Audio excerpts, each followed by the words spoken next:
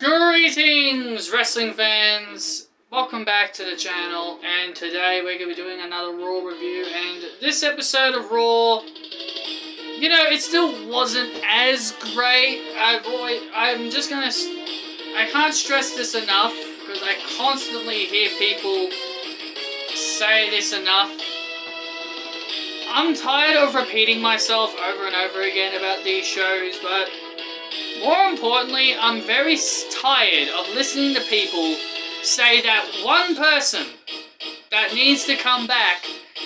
When I hear someone say that they want a certain somebody back, I just want to straight up say, one person doesn't fix the issue with Monday Night Raw. What Monday Night Raw's issue is lack of a creative, lack of new fresh matches, lack of storylines that actually interest me, and overall in general, just a better creative. That's all Raw needs. It doesn't need a certain person returning to the brand. It doesn't need someone coming back to make the show better. That's not what it needs. I don't care about ratings. I'm not one to care about ratings. I literally do not give a flying toss about ratings. I'm here to just enjoy the shows, if they're any good. And when I say these shows are bad, I'm not saying these shows are bad because, I dislike the brand. I'm saying it because I want these shows to get better.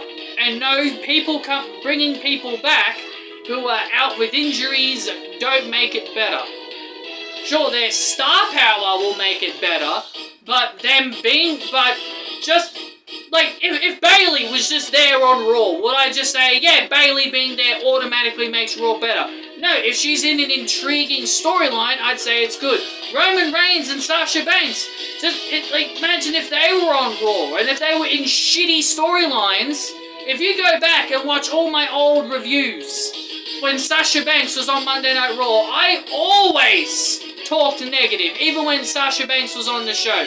So don't tell me I say a show's better just because, my favourites are there. I want quality. Quality over quantity. People need to get through that. People need to understand that. It's quality over quantity. It doesn't matter who's there. It really doesn't matter who's on the show. All you need is good storylines and excellent matches. That's all you need. That's all you need. Anyway, let's begin with the review. Seth Rollins and Kevin Owens attacked Big E and Bobby Lashley at the start of the show. Bobby Lashley seems to be teasing a face turn here by getting a bit upset at MVP, but, you know, not really into that whole idea, to be completely honest, of Bobby Lashley being their babyface. And then we get Bianca Belair versus Doudrop, the final chapter. Well, this better be the final chapter, because if I see these two face each other again, I will be rolling my eyes. So Bianca Belair would win, delivering a KOD on Doudrop, and I will say it was a very impressive KOD. I may be losing interest in Bianca Belair a bit more now because, you know, I never really was the biggest fan of Bianca. She does put on good matches. I can respect her for her in-ring abilities. But I'm kind of getting a little bit over her, to be completely honest. But that KOD was pretty impressive, I will admit. Then we have Finn Balor versus Austin Theory. Austin Theory had the match won. He did like this really cool move off the top rope. I'll give him props. That was a really cool move he did on Finn Balor. But instead of going for the cover, he went to grab a selfie, and it cost him the match. Coup de grace for the 1, 2, 3. Then we had Miz TV which, you know, nobody cares about Miz TV. Ding Dong Hello is still the better talk show, but we missed that show though. But anyway, after the Miz TV segment, Styles and Omos lose pretty quickly to the Mysterios, and this leads to Omos turning on AJ Styles. Finally, after 3 years, AJ Styles is a babyface. He's been getting so stale as a heel, he really needed this face turn, and I hope he gets elevated to the WWE Championship picture, but man, it was something he needed so badly. He needed to get away from Omos. Not saying Omos is terrible, I think Omos has potential. Omos just didn't need AJ anymore. He just didn't need him anymore. I find it funny that they were planning on splitting Styles and Omos up in the draft, but then reports said that AJ Styles and creative backstage told Vince that wasn't a good idea because Omos is not ready. But then here we are anyway by the end of the year, and he still splits them up anyway. You may as well should have just split them up in the draft. Then we get Chad Gable versus Randy Orton in a very short but good match. It was short, but I definitely enjoyed what they were given. No Matt Riddle, good. Can we please keep it that way? Randy Orton doesn't need that bum hole anyway. Randy would win with an RKO. He would attempt to RKO Otis 3 times, but therefore Otis blocked out of all 3. So he counted out of all 3. So I'm very looking forward to that match next week. Dolph Ziggler would defeat Damien Priest by a countout. This was a championship contenders match. Damien Priest did not put his title on the line this time. Hey, I guess WWE heard me. I guess WWE heard me when I said enough at the open challenges, and funny enough, they stopped with the open challenges when I say that. Hey, I guess they listened to me.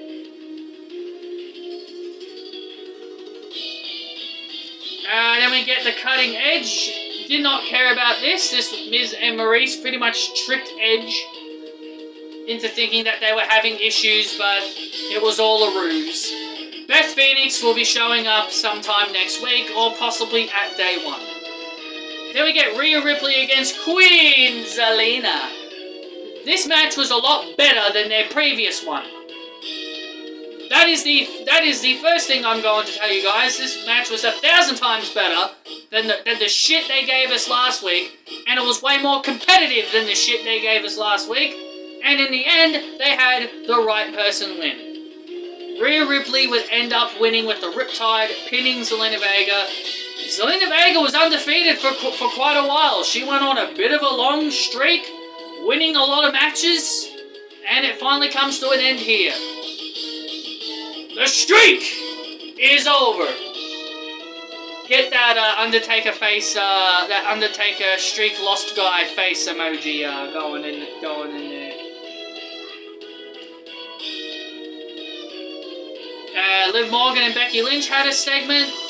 It was decent. I think Liv Morgan needs to improve on her promos. That's what she needs to really improve on, in my opinion. She just really that's the one thing she needs to improve on.